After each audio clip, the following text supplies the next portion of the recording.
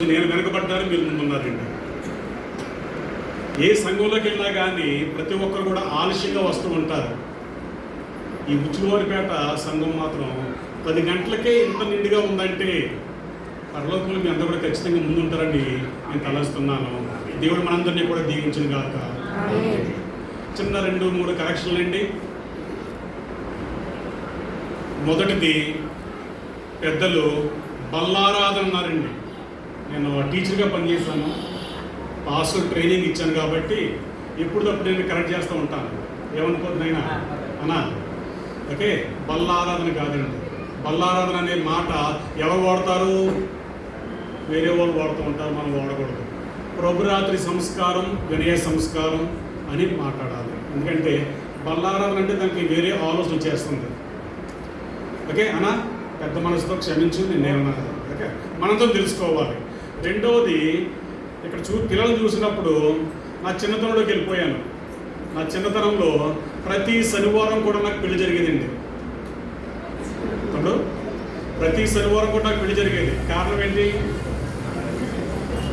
ఏమా బ్రహ్మమ్మ, బ్రహ్మగారు, బ్రహ్మంత లేదు, మీరు బ్రహ్మంతం బాధపడుతున్నాను మీరు. రైట్. పాస్ గారు వాకింగ్ చెప్తూ ఉంటారు, నన్ను బయటికి తీసుకెళ్ళి మా నాయన తూటికర్రనా ఉన్నాయా? అక్కడ తూటికర్రలు ఉన్నాయా? రైట్. తూటికర్రలు లేవా? రైట్. యెహోవాయందు భయభక్తులు కలిగి ఉండుటే తల్లిదండ్రులారా, పిల్లలు ప్రేమించండి, కానీ మరీ మనం నెత్తినెక్కువైనంతో ప్రేమించవద్దు. దేవుని గుడిలో నిశ్శబ్దంగా ఉండాలంటే నిశ్శబ్దంగా ఉండాలంతే. యెహోవాయందు భయభక్తులు కలిగి ఉండుటే జ్ఞానం. మీ అందరూ చూస్తే నాకు చాలా సంతోషం అనిపించింది. అందరూ నోట్ మీద వేసుకున్నామా? Very good, very good. తర్వాత ఉచ్చులవారిపేట అంటే ఎందుకో మా నాయనకి వస్తూ ఉండేవారు, మా బంధువులు ఉండేవారు అంట. మరి చనిపోయారు కదా మీరమ్మ గారు, సన్నీ మమ్మీ అక్క. తర్వాత సన్నీ వచ్చాడా? Okay, very good. స్వీటీ బాగా వచ్చిందా? ఏది? వెరీ గుడ్, కూర్చోమ్మా. ఓకే, వాళ్ళ కుసుమవాడు మా బంధువులు, మేము సోదరులు అండి. అందరిని చూస్తుంటే చాలా సంతోషంగా ఉంది. ముఖ్యంగా ఇంత చక్కటి అందమైన ఆలయం, ఇంత చక్కటి క్రమశిక్షణ కలిగిన విశ్వాసులు మీ అందరి మధ్యలో ఉండి దేవుని యొక్క వాక్యం పాల్పంచుకోవడము దేవునికరంగా భావిస్తున్నాను. పాస్టర్ నెహమయ్య గారు నాకు తెలిసింది. ఎలా తెలుసు అంటారు? వారు భీమవరంలో పనిచేస్తున్నప్పుడు వారి సంఘాన్ని నేను దర్శించాను. అక్కడ ముందు దర్శించాను నేను హైదరాబాద్లో ప్రెసిడెంట్గా ఉన్నప్పుడు. వచ్చి 2 సార్లు వచ్చాను, నాకు ఒకసారి గుర్తుంది. అప్పటి నుంచి నాకు ఈయన పరిచయం అండి.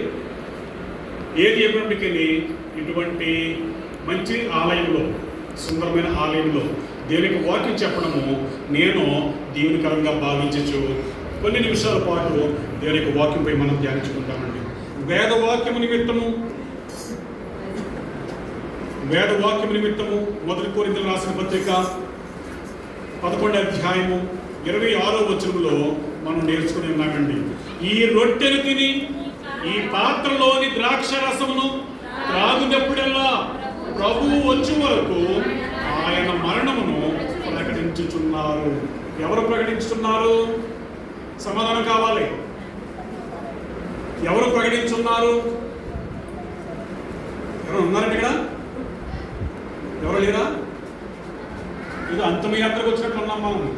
సమ్మర్యాత్రకు రాలేదమ్మా, దేవుని యొక్క నామాన్ని స్తుతించడానికి, ఆరాధించడానికి వచ్చాం. మరలా చదువుతున్నానండి, సమాధానం రావాలి. మగవారు ఎక్కువ ఉన్నారు ఇక్కడ, చాలా సంతోషము. ఈ రొట్టెలు తిని ఈ పాత్రలోని ద్రాక్ష రసమును త్రాగునప్పుడల్లా ప్రభువు వచ్చే వరకు ఆయన మరణమును ప్రకటించుచున్నాను. ఎవరు ప్రకటించుచున్నారు? మగవారు, తమ్ముడు, అమ్మగారు, లాల్చి మాట్లాడతలేదు. ఇప్పుడు దాకా బాగా మాట్లాడారు కదా. ఎవరు ప్రకటించుతున్నారు? అమ్మా, నాకు చెవుడు వినపడది. ఏదో గుంపులో గోవిందంటే మాట్లాడుతున్నారు. గడిచి చెప్పండి, ఎవరైనా చేయొద్దండి ఒకసారి. ఎవరైనా చేయొద్దండి. ఎంతో జీవము వెలుగున్న సంఘం అనుకున్నాను కానండి, ఇప్పుడు చూస్తుంటే అసలు తెలిసిపోతుంది. చేయొద్దండి ఎవరైనా కానీ. చెయ్యొద్దని చెప్పాను అంతే, మాట్లాడమని చెప్పలేదు. మా అమ్మ నువ్వు చేయొచ్చు చెప్పు. మగవారు ఏంటి సార్, ఇంతమంది ఉన్న మగవారు చర్చ్ ఎవరు సమాధానం చెప్తలేదు, ఎవరు ప్రచురిస్తున్నారు? మనందరము చెప్పాలి. Very good. అయితే ఈ యొక్క కార్యక్రమంలో సంఘ పెద్ద గారు విన్నారండి, ఈ కార్యక్రమంలో పాల్పంచుకోవడం ద్వారా మనందరము కూడా క్రీస్తు వారి రెండవ రాకడను ప్రకటించుతున్నామంట. హల్లెలూయా. ఎంత చక్కటి ధర్మం అండి, ఎంత చక్కటి మర్మం అండి, ఎంత చక్కటి ఆధ్యాత్మికత. కొందరు ఏమనుకుంటారంటే ఏదో వెళ్దాంలే తెల్ల చొక్కాయ తెల్ల చీర అనుకుని. కాదండి, ఈ పరిశుద్ధ కార్యక్రమాన్ని పాల్పంచుకోవడం ద్వారా నా మాటలు కాదు, దేవుని మాటలు. ఈ పాత్రలోని ద్రాక్షరసము ఈ రొట్టెలు తిని త్రాగునప్పుడల్లా ప్రభువు వచ్చే వరకు ఆయన మరణమును మనము ప్రకటన చేయించున్నాము. ప్రకటన అంటే ప్రసంగాలంటే చాలా మంది అనుకుంటారంటే పాస్టర్ గారు చూసుకుంటారులే, మనకి సంబంధం ఏముందలే, చర్చికి వెళ్దాము కిటికీలు తీద్దాము, చర్చికి వెళ్దాము కిటికీలు తీద్దాము, కీర్తన పుస్తకాలు చదువుదాము, అదే అనుకుంటారు. కానండి, మనము ఈ పరిశుద్ధ కార్యక్రమం చేయడం ద్వారా మనము దేవుని యొక్క రాకడ గురించి కూడా మనం ప్రకటన చేస్తున్నామంటే. ఇంకా ఏమంటుందంటే, ప్రియమైన సహోదరులారా, ప్రభురాత్రి సంస్కారం ఒక కేవలము ఆచారము మాత్రం కాదు, ఒక ఆచారము, ఒక పద్ధతి. ప్రొద్దుటే లేచినట్టు మన అలవాటు ఏంటండి? ప్రొద్దుటే లేచిన వెంటనే మన అలవాటు ఏంటి? Correct, right. కొందరు బ్రష్ చేసుకుంటారండి. నేనైతే ప్రొద్దుటే లేచినట్టు 2 గ్లాసులు నీళ్ళు తాగాలి. నా కుక్క ఉందంటే కుక్కని తీసి వాకింగ్కి వెళ్ళిపోవాలి, నా అలవాటు. నీళ్ళు తాగి వాకింగ్ వెళ్తే అలవాటు ఉపయోగం ఏముంది? నీళ్ళు తాగేసి వాకింగ్ వెళ్తే ఉపయోగం ఏముంది? కడుపు శుభ్రం అయిపోద్ది ఏమా. అలాగే కొందరు గుడికి వెళ్ళడం అలవాటుగా చేసుకుంటారండి, కొందరు ఇందాక సార్ అన్నట్లు, సారీ సార్ మళ్ళీ మిమ్మల్ని అంటాను ఏమనుకోదండి, కొందరు ఏమనుకుంటారంటే బల్లారాధన 3 నెలలకు ఒకసారి బల్లారాధనకి వెళ్ళిపోవాలి, అలా నేర్పించారండి. వచ్చినందుకనే నోటు మీద ఎలాగంటేస్తూ ఉంటారండి ఆ బిస్కెట్. అది అలవాటు అండి, అలవాటు ప్రకారం. కానీ ఇది ఒక ఆచారం, అలవాటు కాదు. ఇది గతాన్ని గుర్తు చేస్తుంది, వర్తమానాన్ని పరిశుద్ధపరుస్తుంది, భవిష్యత్తులో క్రీస్తు రాకను ఎదురు చూడమని మనల్ని సిద్ధపరుస్తుంది. యేసు ప్రభువు తన మరణానికి ముందు ఈ సంస్కారాన్ని స్థాపించి నా జ్ఞాపకార్థము దీని చేయడని నీకును నాకును ఆజ్ఞాపించున్నారు. ఆయన ఏమైతే చేసి ఉన్నారో దానిని మీరు నేను కూడా చేయమని ఆజ్ఞాపించున్నారు. మరొక ఆజ్ఞ కూడా ఇచ్చి ఉన్నారు. ఆయన ఏమి ఇచ్చారండి? ప్రతి సంవత్సరం కూడా 25వ తారీఖున క్రిస్మస్ పండుగ చేయమని ఆజ్ఞాపించాడు ఆయన. గుడ్ ఫ్రైడే చేయమని ఆజ్ఞాపించాడు ఆయన. ఈస్టర్ పండుగ చేయమని ఆజ్ఞాపించాడు. మనుషులు ఉన్నారు ఇక్కడ ఎవరన్నా? పాస్టర్ గారు మీరు చెప్పి తప్పని ఎవరు కూడా చెప్తలేదండి ఇక్కడ, చక్కగా వింటున్నారు అంతే. అంటే నేను చెప్పినా మీరు చెప్తారా? మరే తమ్ముడా అందగాడా ఎవరు మాట్లాడరే? Very good. కనీసం ఇప్పుడన్నా మెలుగుకున్నారమ్మా, ఏదో అలా చదువుతున్నారు అంతే. రోడ్ సైడ్ వెళ్తుంటే అలాగే అర్థం చేసుకోవచ్చు. రోడ్ సైడ్ వెళ్తుంటే ఏదో ఊర్లో విగ్రహాలు తయారు చేస్తూ ఉంటారు. ఇంకా అలా ఉంటాయంటే అలాగా రంగేసి వరకు అలా ఉంటాయి విగ్రహాలు తెల్ల రంగేసుకొని. ఒక కొడుకు గాను తమ్ముడు గాను అన్నగాను చక్కగా మాట్లాడుతున్నాను. వేరే విధంగా అనుకోవద్దండి. జీవం కలిగిన సంఘంలో మనం మాట్లాడాలి. మనం ఓకే. ఏం చెప్పాడండి? నా జ్ఞాపకార్థం చేయండి అని చెప్పాడు. ఇంకో విషయం చెప్పాడు. క్రిస్మస్ చేయమని చెప్పాడా? లేదు. ఈస్టర్ చేయమని చెప్పాడా? లేదు. గుడ్ ఫ్రైడే చేయమని చెప్పాడా? లేదు.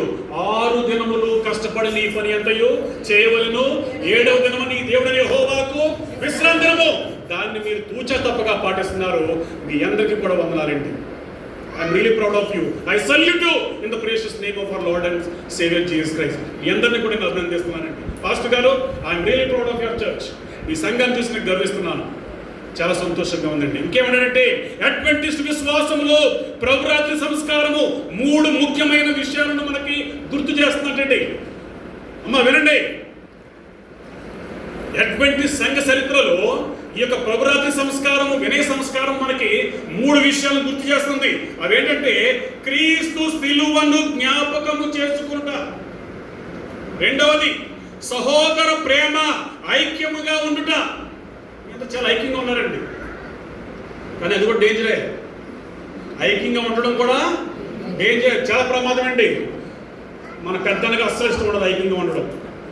పెద్దన్న ఎవడు రైట్, మన పెద్దనకి అబ్బో చాలా ఆడు కుళ్ళిపోతూ ఉంటాడు. ఈ ఉచ్చులూరుపేటకి ఏ సమస్య తీసుకురావాలా అని ఆలోచన చేస్తూ ఉంటాడు. ఏ విధంగా గొడవ పెట్టాలా, స్త్రీని ఏ విధంగా అయితే ఒంటరిగా తీసుకెళ్ళి ఏదేదో ఎక్కించేసి నాశనం చేశాడో అలాగే కొన్నిసార్లు చాలా జాగ్రత్తగా ఉండాలండి. సహోదర ప్రేమలో ఐక్యంగా ఉండాలి. మూడవది క్రీస్తు రెండవ రాకడను ఎదురు చూడడంలో మనల్ని సిద్ధపడ చేస్తుంది ఈ వినయ సంస్కారము, ప్రభురాత్రి సంస్కారము. పస్కా పండుగ లేదా ప్రభురాత్రి సంస్కారము సిలువ ప్రేమను గుర్తు చేస్తుంది. సిలువలో ఆయన చూపిన ప్రేమను మనం గుర్తించగలము. ఆయనకు ప్రేమ ఉన్నది కాబట్టి ఎవరును విశ్వాసులు ఎవరును కూడా తన్ను ప్రేమించిన వారు ఎవరు కూడా నశించిపోకూడదని ఆయన సిలువపై పడిన కష్టాలను, త్యాగాన్ని మనం గుర్తిస్తుందండి. రొట్టె యేసు శరీరానికి సూచిస్తుందంటండి. ద్రాక్ష రసము ఆయన చిందించిన రక్తాన్ని సూచిస్తుంది. ఎన్ని కూడా మనం విన్నవే, కానీ క్రొత్త పాఠం ఏమైనా మనం నేర్చుకోగలమా అనుకున్నట్లయితే మన రక్షణ మన మంచితనం వల్ల కాదు, కానీ యేసు సిలువలో చేసిన త్యాగం వల్లే. ప్రతిసారి ఈ సంస్కారంలో పాలు పంచుకున్నప్పుడు మనం ఇలా చెప్పుకుంటాం, ప్రభువా నా పాపాల కొరకు నీవు మరణించావు. ఈ కార్యక్రమంలో పాలు పంచుకున్నప్పుడల్లా, ఆ రొట్టె తిన్నప్పుడల్లా, ద్రాక్ష రసం త్రాగినప్పుడల్లా మనం ఏమంటామంటండి, ప్రభువా నా పాపాల కొరకు నీవు మరణించావు, నేను నీ కృప మీదే ఆధారపడుచున్నాను, నీవు చేసిన త్యాగం బట్టి నీకు వందనాలు ప్రభువా. ఈ చివరి దినాలలో మనుషులు తమ శక్తి, సంపద, జ్ఞానం మీద ఆధారపడుతున్నారు. ఎవరికి ఎన్ని ఇళ్ళు ఉంటే అది గొప్పోడు, ఎవరికి ఎంతమంది పిల్లలు ఉంటే వాళ్ళే గొప్ప వాళ్ళండి. కానీ ప్రియ సంగమా, ప్రభురాత్రి సంస్కారము మనలను సిలువకు దగ్గరకు చేరుస్తుంది అన్న విషయాన్ని మనము మర్చిపోకూడదండి. తర్వాత రెండో విషయము వినయ పాఠము. వినయ పాఠం ఎక్కడ నేర్చుకుంటామండి? వినయ పాఠం ఎక్కడ నేర్చుకుంటాము? ఆ యొక్క పాదాలను కడిగినప్పుడు. ఆ పాదాలను కడిగినప్పుడు ఎంత తగ్గింపు చూపండి. సర్వసాధారణంగా హై ఇలా పట్టుకోవండి. కానీ ఈ కార్యక్రమానికి విషయానికి వచ్చినప్పుడు క్రీస్తు వారే నీకు నాకు మాదిరి కాబట్టి వెంటనే ఈ వినయ సంస్కారం అనేసరికి క్రీస్తును ప్రేమించిన వారికి ఇక ఎటువంటి దిగులు ఉండదండి. ప్రార్థన చేసుకుంటాము, కాళ్ళు పట్టుకుంటాము, శుభ్రం కడిగేస్తాము, మరలా ప్రార్థన చేసుకుంటాము. ఎంత చక్కటి అవకాశం దేవుడు మనకి ఇచ్చాడండి. నీకు కానీ నాకు కానీ ఏమైనా కనపడని నడమంత్రపు సిరివి, కనపడని గర్వము ఏమైనా తలకెక్కుతున్నట్లయితే ఈ ప్రభు రాత్రి సంస్కారంలో పాలు పంచుకుంటే మొత్తం దిగిపోతుంటండి. దేవునికి స్తోత్రం. అవునమ్మా? కాబట్టి ఈ త్రిమాసానికి ఒకసారి ఈ యొక్క వినయ సంస్కారంలోనూ ఈ యొక్క పరిశుద్ధ కార్యక్రమంలో పాల్గొంచుకోవడము చాలా దీవెనకరంగా భావిస్తున్నారండి.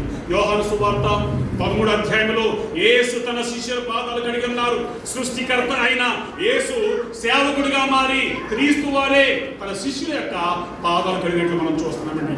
ఈ కార్యక్రమం మనకు 3 విషయాలు నేర్పుతుంది. వినండి అమ్మా, ఈ యొక్క ప్రభువు ఏ విధంగా అయితే శిష్యుల యొక్క పాదాలు కడిగి ఉన్నారో అదే విధంగా నీవు నేను కూడా ఒకరి యొక్కరు పాదాలు కడుగుకోవడం ద్వారా మనం నేర్చుకున్నది ఏంటంటే, మొదటిది అహంకారాన్ని విడిచిపెడుతున్నాం అంటే. అహంకారం అంటే ఏంటి? అహంకారం అంటే తమ్ముడా గర్వం, ఇంకా పొగరు. నీ ఫ్లెక్సీ బాగుందా, నా ఫ్లెక్సీ బాగుంది. ఈ రోజుల్లో ఫ్లెక్సీ బాల్ ఎక్కువైపోతుంది పల్లెటూరులో. ఆడము ఆ హీరో అంటాడు, ఇడము ఈ హీరో అంటాడు. అహంకారం. ఏమండి, పదవి, హోదా, విద్య, అనుభవం ఏదైనా కావచ్చు, దేవుని యందు అందరూ సమానమే. పెద్ద లేదు, చిన్న లేదు, పెద్ద లేదు, చిన్న లేదు. చిన్నప్పుడు సమయం అయిపోతాం కూడా మీరు ఇంకో తెలుసా, క్లియర్ కదా? ఓకే. చిన్నప్పుడు మా శ్రీరంగపట్నం చెప్పారండి మన పాస్టర్ గారు. శ్రీరంగపట్నం నుంచి సంతకు రావాలంటే మరి బాగుంది గుర్తుందో లేదు, మరి మా ఊరికి కూడా వచ్చిందో లేదు కానీ ఆ యొక్క చిన్న కొండ ఎక్కాలండి. కొండ అంటే ఎత్తు ఎక్కాలి. ఎత్తెక్కేసరికి అలసిపోయేవాడండి, దాహం వేసేది. ఆ కొండ ప్రక్కనే బ్రాహ్మణ కుటుంబాలు ఉండేయండి. వాళ్ళు నీళ్ళు అడిగేవాళ్ళు. ఆ రోజుల్లో 3 రకాల చెంబులు ఉండేవి. 3 రకాల చెంబులు: స్టీల్ చెంబు, ఇత్తడి చెంబు, రాగి చెంబు, ఇంకో చెంబు ఉందమ్మా, దాని గురించి ఒకనాడు ఎవరు చెప్తారేమో. ప్లాస్టిక్ చెంబు అండి. ప్లాస్టిక్ చెంబు ఇప్పుడు లేవు, ఆ చెంబులు లేవు, ఇప్పుడు అన్ని మొక్కలు వచ్చేసినాయి. అయ్యా ఉండి ఇప్పుడు లేవు. అరే అయితే మా నాయనమ్మ, అమ్మా దాహం వేస్తుంది మనవడికి మంచినీళ్ళు అమ్మ అంటే తెల్ల చెంబు ఏమంటారు, అల్యూమినియం చెంబు. అల్యూమినియం చెంబుతో నీళ్ళు తీసుకొచ్చింది ఇవ్వడానికి. ఆ ముసలి నాకు ఇంకా బాగా గుర్తు, ఆ ఇల్లు ఇంకా నాకు గుర్తు. ముసలి బయటకు వచ్చి నీళ్ళు తీసుకొచ్చేది. ఏమింట్లో మీరు అనేది, ఏమింట్లో అంటే దాని అర్థం ఏంటి? అమ్మను అవుతుంది, పెద్దమ్మను అవుతుంది అక్కడ. ఏమింట్లో మీరు అనేదండి. మా నాయన అమాయకంగాను మేము పంచులు బాబా, పంచులు అమ్మ అనేదండి. అనగానే ఈ ముసలి ఆ చెంబు తీసుకుని లోనికి వెళ్ళిపోయిందండి. చెంబు తీసుకుని లోనికి వెళ్ళిపోయి ఏ చెంబుతో వచ్చింది? ప్లాస్టిక్ చెంబుతో వచ్చింది. ప్లాస్టిక్ చెంబు దేనికి వాడతాం మనం చిన్నప్పుడు? ప్రియ సంగమా, ప్రియ విశ్వాసులారా, దేవుడు ఆ ప్లాస్టిక్ యుగం నుంచి నిన్ను నన్ను ఈ కోటు వేసుకునే యుగం దాకా ఇంత సుందరమైన ఆలయంలో నిలబడి కూర్చుని ఆయన వాక్యం వినువారులాగా దేవుడు మనందరినీ కూడా ఉన్నత స్థితికి, మొదటి యుగానికి చెందిన వారులాగా, మొదటి వారులాగా దేవుడు మనల్ని చేస్తున్నాడు. హల్లెలూయా. ప్రియ సంగమా, ఆయన నమ్ముకున్న వారు విడువరు, ఎడబాయరు. దానికి గుర్తు, చిహ్నము, దానికి సాక్ష్యము నేనేనండి. గల కారణం ఏంటంటే మా నాన్నగారు చాలా కోటీశ్వరుడండి. కోటీశ్వరుడు అన్న మాటకు ఇంకా పై పేరే. ఆయనకి ఎంత ఆస్తి ఉందో ఆయన తెలియండి. ఎంత ఆస్తి ఉందో తెలుసా మా నాన్నగారికి? తెలుసమ్మా, చెప్పగలరా? తెలియదా? చెప్పండి. ఎవరైనా చెప్తే నీకు డబ్బులు ఇస్తాను మనం. మా నాన్నగారికి ఎంత ఆస్తి ఉందో ఎవరైనా చెప్తే వాళ్ళకి డబ్బులు ఇస్తానమ్మా నేను. 500 ఉంది. మా నాన్నగారికి ఎంత వస్తుంది? నవ్వుతున్నారు కానీ సమాధానం చెప్తలేదు. కనీసం పర్లేదు, నవ్వుతున్నారు, కోళ్ళు ఇళ్ళలా కనబడుతున్నాయి. మరి రోడ్డు పక్కన ఉన్న బొమ్మల్లా కాకుండా 100 ఎకరాలు ఏమీ లేదా మా నాన్నగారికి? 10 ఎకరాలు. ఎవరికి అదృష్టం లేదండి ఉచ్చుకోరు పెట్టోడికి. పెట్టేసుకుంటాను ఇంకా ఎక్కువసేపు అవుతుంది, ఎవరైనా సమాధానం చెప్పేస్తారు. 500 పోతున్నారు. ఓకే, 24 అధ్యాయము కీర్తనలు 24 అధ్యాయము నాయనా. మరి ఏమి సార్ చెప్పాలా? సారీ సార్ అంటే 500 ఇవ్వడానికి నాకు ఇష్టం లేదు, నేను నటించాను, లేదు సారీ. ఓకే, కీర్తనలు 24 అధ్యాయం 1వ వచనం.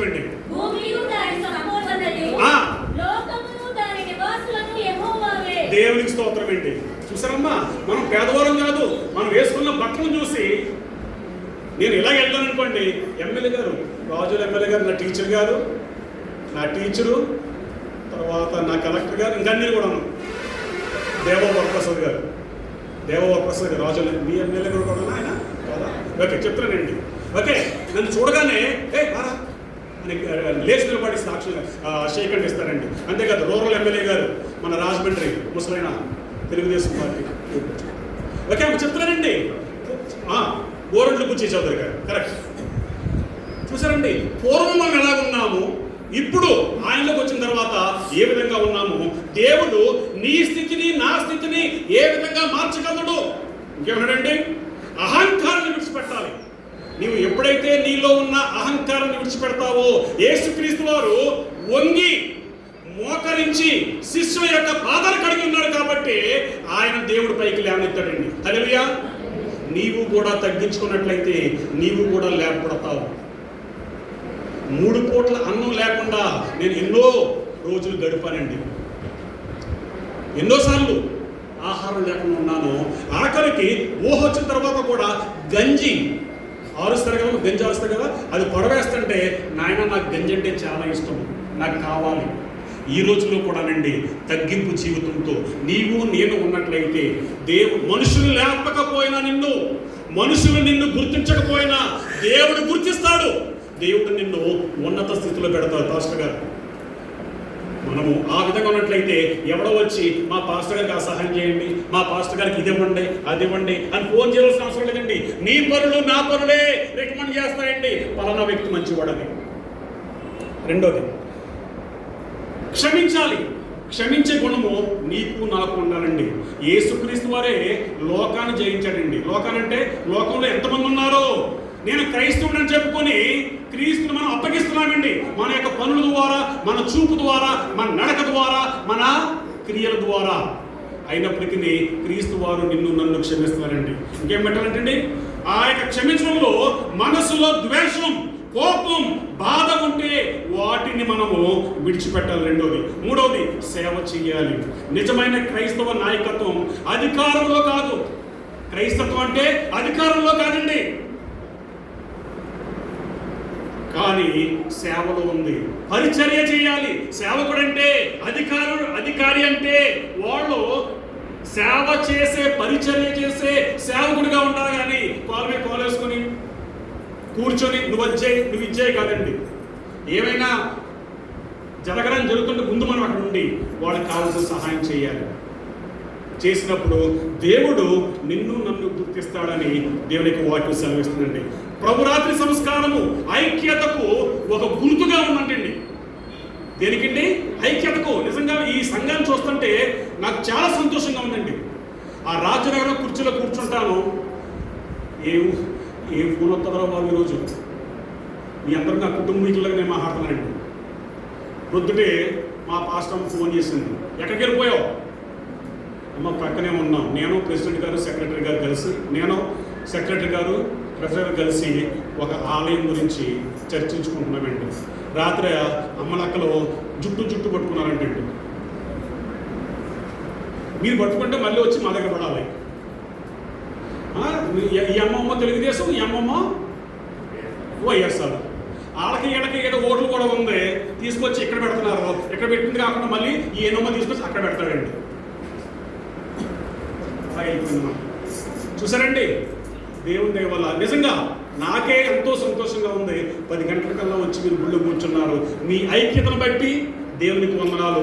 ఈ ఐక్యతను, సహోదరులు ఐక్యత కలిగి జీవించుట ఎంత లేదు, ఎంత మనోహరము. ఈ మనోహరమైన ఐక్యతను మీరు క్రీస్తు రెండవ రాక వరకు ఈ విధంగానే కొనసాగించండి. దుష్టుడికి దారి ఇవ్వద్దు, సాతానుగాడికి దారి ఇవ్వద్దు. సంఘాన్ని సాతాను